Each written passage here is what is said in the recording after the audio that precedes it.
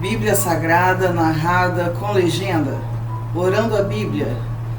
Gênesis capítulo 11. Houve um tempo em que todos os habitantes do mundo falavam a mesma língua e usavam as mesmas palavras. Ao migrarem do leste, encontraram uma planície na terra da Babilônia, onde se estabeleceram. Começaram a dizer uns aos outros: venham, vamos fazer tijolos e endurecê-los no fogo. Naquela região era costume usar tijolos em vez de pedras e betume em vez de argamassa. Depois disseram: venham, vamos construir uma cidade com uma torre que chegue até o céu. Assim ficaremos famosos e não seremos espalhados pelo mundo. O Senhor, porém, desceu para ver a cidade e a torre que estavam construindo. Vejam, disse o Senhor, todos se uniram e falam a mesma língua. Se isto é o começo do que fazem, nada do que se propuserem a fazer daqui em diante lhes será impossível. Venham, vamos descer e confundi-los com línguas diferentes, para que não consigam mais entender uns aos outros. Assim o Senhor os espalhou pelo mundo inteiro, e eles pararam de construir a cidade. Ela recebeu o nome de Babel, pois ali o Senhor confundiu as pessoas com línguas diferentes e as espalhou pelo mundo. Este é o relato da família de Sem. 2 anos depois do dilúvio, aos 100 anos, Sem gerou Arfaxade. Depois do nascimento de Arfaxade, Sem viveu mais 500 anos e teve outros filhos e filhas. Aos 35 anos, Arfaxade gerou Salá. Depois do nascimento de Salá, Arfaxade viveu mais 403 anos e teve outros filhos e filhas. Aos 30 anos, Salá gerou Éber. Depois do nascimento de Éber, Salá viveu mais 403 anos e teve outros filhos e filhas. Aos 34 anos, Éber gerou Peleg. Depois do nascimento de Peleg, Éber viveu mais 430 anos e teve outros filhos e filhas. Aos 30 anos, Peleg gerou Reu. Depois do nascimento de Reu, Peleg viveu mais 209 anos e teve outros filhos e filhas. Aos 32 anos, Reu gerou Serug. Depois do nascimento de Serug, Reu viveu mais 207 anos, teve outros filhos e filhas. Aos 30 anos, Serug gerou Naor. Depois do nascimento de Naor, Serug viveu mais 200 anos e teve outros filhos e filhas. Aos 29 anos, Naor gerou Terá. Depois do nascimento de Terá, Naor viveu mais 119 anos e teve outros filhos e filhas. Depois que completou 70 anos, Terá gerou Abrão, Naor e Harã. Este é o relato da família de Terá, pai de Abrão, Naor e Harã. Harã, que foi o pai de Ló, morreu em Ur dos Caldeus, sua terra natal, enquanto seu pai, Terá, ainda vivia. Tanto Abrão como Naor se casaram. A mulher de Abrão se chamava Sarai, e a mulher de Naor, Milca. Milca e sua irmã Iscá eram filhas de Harã, irmão de Naor. Sarai, porém, não conseguia engravidar e não tinha filhos. Certo dia, Terá tomou seu filho Abrão, sua nora Sarai, mulher de seu filho Abrão, e seu neto Ló, filho de seu filho Harã, e se mudou de Ur dos Caldeus. Partiram em direção à terra de Canaã, mas pararam em Harã e se estabeleceram ali. Terá viveu 205 anos e morreu enquanto ainda estava em Harã. Pessoal, mais um capítulo aí maravilhoso, né? Primeiramente, eu quero desejar que todos estejam bem, né? Com a proteção de Deus. Precisamos, né, estar aí fazendo a nossa parte e clamando incessantemente ao Senhor, para que Ele derrame da sua misericórdia sobre nós, que Ele tenha piedade, principalmente dos que clamam, dos que confiam, dos que acreditam nele. Então, nesse capítulo, Gênesis, capítulo 11, está falando aí sobre a construção da Torre de Babel. E só uma consideração minha, particular, que eu observei que nesse capítulo 11, esse número 11, me remeteu ao atentado de 11 de setembro nas Torres Gêmeas. Foi só, né, só lembrei, né, eu não sei o porquê. Mas a gente vai entender aqui o porquê, né? Que se o povo queria se reunir, falar uma só língua, né? O problema não era só falar uma língua.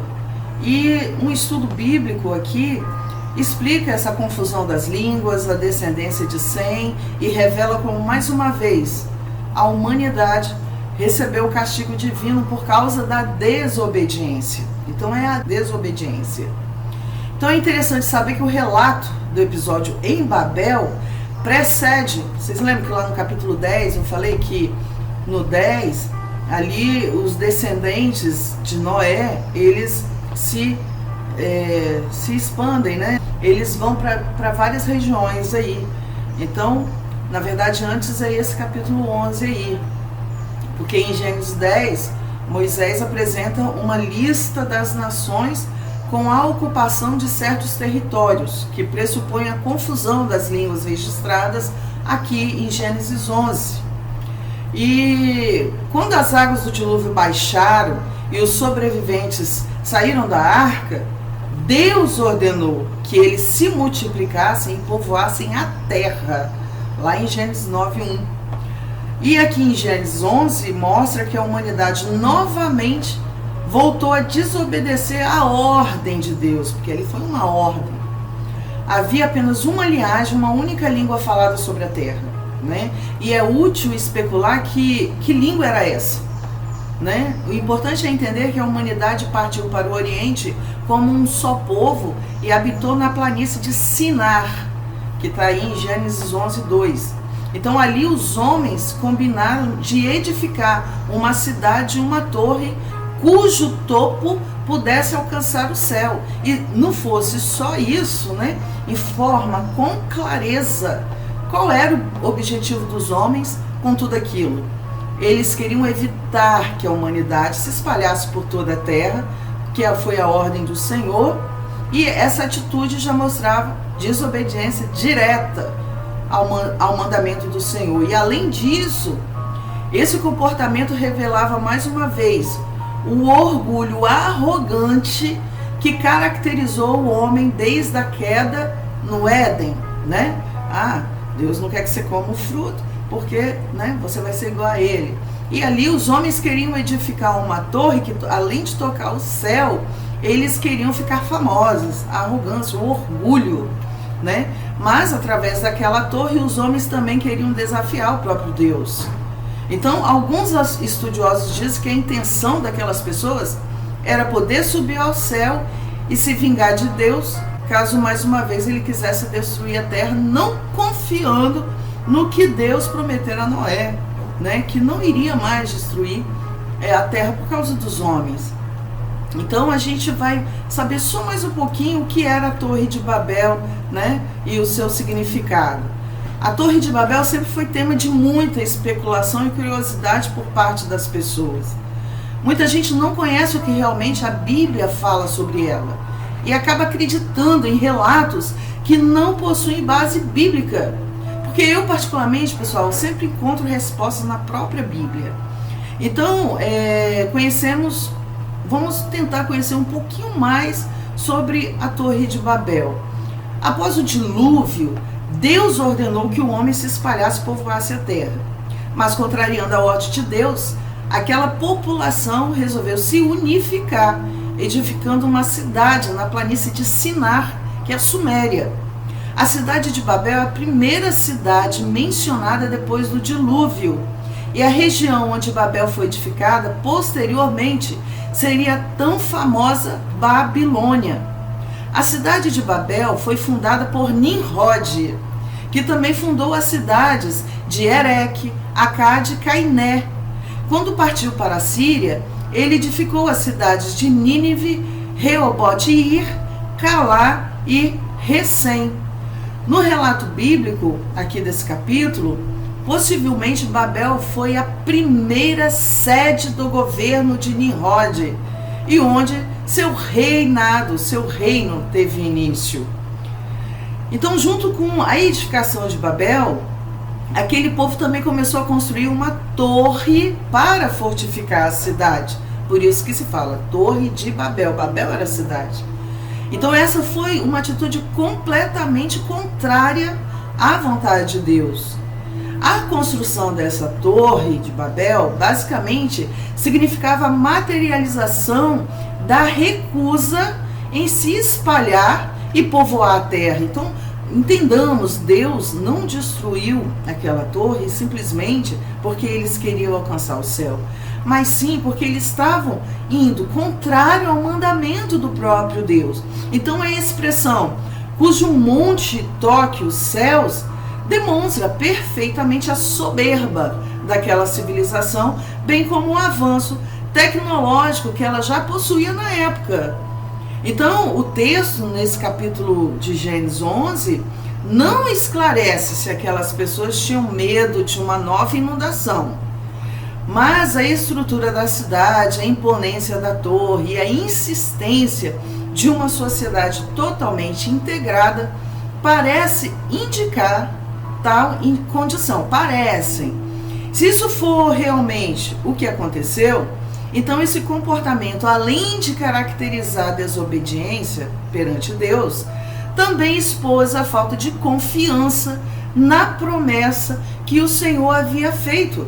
Deus prometera que nunca mais a terra seria tomada por um dilúvio. Então, curiosamente, a expressão Torre de Babel não aparece no Antigo Testamento, mas é um nome popularmente adotado para se referir à torre da cidade de Babel. Então a palavra torre é Migdol, que significa torre de vigia. A palavra Babel vem de Bovel e significa portão de Deus, pela combinação do acadiano Babi com o hebraico El. O nome Babel também é explicado pela etimologia popular baseada numa raiz hebraica similar. No caso, Balal, que significa confusão, mistura, que possui relações fonéticas com a palavra Babel. Certo é que o nome Babel se tornou sinônimo de lugar do juízo de Deus, onde houve a confusão das línguas e o início das diferenças idiomáticas. Então foi só uma breve explicação, onde a gente vai ver que o juízo de Deus, nessa confusão das línguas, teve o porquê. Deus, vocês imaginam, Deus ele não aplicou o castigo de imediato. Você imagina, Deus desceu para ver o que eles estavam fazendo. Deus aí já mostra que a gente tem que ter em tudo verdade antes de julgar, O próprio Deus, que é onisciente, onipotente, onipresente, ele não acusa sem antes averiguar os fatos, e assim nós devemos fazer. E se Deus dá uma determinação, o importante é seguirmos. É claro, gente, que Deus, ele verifica a sinceridade do coração, a verdadeira intenção do nosso coração em todos os nossos atos, atitudes e palavras. Se há uma certa ingenuidade, se há, Deus, ele é misericordioso, ele perdoa, Mas se não há, que tenhamos a consciência de que todo ato tem consequência. Então nós devemos refletir sempre, antes de qualquer atitude, conhecer as direções divinas, as direções de Deus, não dos homens, porque os homens possuem um coração perverso, como a gente já viu. O próprio Deus já expõe isso para a gente, né? Desde o capítulo 1 de Gênesis, na criação do homem. O coração do homem é perverso desde que entrou o pecado no mundo. E o Senhor, Ele quer nos dar essa oportunidade de estarmos junto a Ele. Gente, o próprio Senhor quer compartilhar da beleza da sua santidade. E a única coisa que eu peço a Ele é que Ele permita eu conhecê-lo, né? E que a gente tenha esse desejo daquele que quer se aproximar, que Ele cumpra essa promessa, que Ele se faz ser encontrado. Então essa, gente, é um humilde estudo, né? Que o Senhor tenha misericórdia de nós, que o Senhor se compadeça daqueles que têm, né, sinceridade no coração, que possamos suplicar a Ele para que Ele nos purifique, nos limpe e nos ajude a compreender melhor seus mandamentos e a sua palavra. Que possamos buscá-lo de todo o nosso coração sem vaidade e verificar realmente quais as intenções, por que realmente estamos procurando a Ele. Vamos orar. Pai nosso que estais nos céus, santificado seja o vosso nome. Perdoa os nossos pecados no poder do sangue do Senhor Jesus. Ajude-nos, Senhor, a percebermos os teus mandamentos, as suas instruções, os teus conselhos, para que possamos ir bem. O Senhor nos diz em tua palavra que aquele que te busca encontra. Queremos te encontrar e queremos alcançar do Senhor a certeza de que não estamos órfãos, a confiança de que existe um Deus que está à nossa frente para vencer toda e qualquer batalha e nos livrar das aflições. Pai, em nome de Jesus, restaure em nós a alegria, a confiança e a paz. Que possamos ser prudentes em tudo. Que o Senhor limpe os nossos lábios, retire a violência dos nossos lábios. Dá-nos do fruto do Teu Espírito Santo, mansidão, bondade, misericórdia, paz, amor, domínio próprio. Sem a Tua ajuda nada podemos, Senhor. Que o Senhor repreenda o orgulho, a soberba, para que não entremos em grandes dificuldades, Senhor. Precisamos de Ti, precisamos do Seu auxílio, da Tua direção. Que os Teus santos anjos habitem conosco em nossos lares, que estejam conosco em nossos afazeres e em nossas relações, para que tudo, Senhor, possa ser glorificado e exaltado o Teu santo nome. É o clamor que eu te faço, que o Senhor perdoe, que o Senhor, meu Deus, possa nos dar a Tua luz, para que todos aqueles que estejam ao nosso redor possam perceber a diferença, que há uma diferença. Só o Senhor é o nosso pastor. Ajude-nos a ouvir e identificar a Sua voz. É no nome do Senhor Jesus que eu clamo. Esteja com cada um de nós, Senhor.